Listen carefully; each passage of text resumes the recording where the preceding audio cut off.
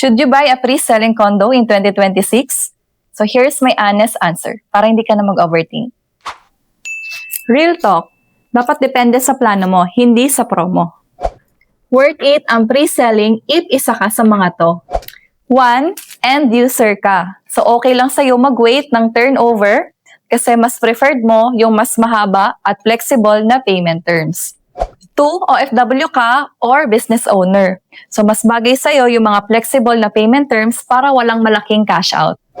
3. Investor ka pero may plan B ka. So meaning, pwede mo siyang ipa-rent or Airbnb or i-flip. So hindi lang yung bahala na, tataas din yan. Pero don't buy muna. Kung ang tinitingnan mo lang yung low monthly pero hindi mo kino-compute yung total cash out.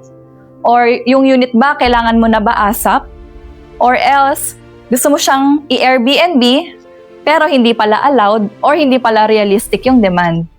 Now, issue pa rin ba yung mga oversupply na condo?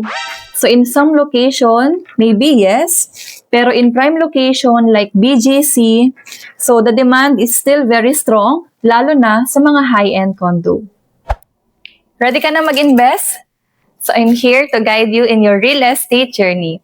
If you want a list of condos na gusto mong bilhin this 2026, just comment BGC and we'll message you all the details.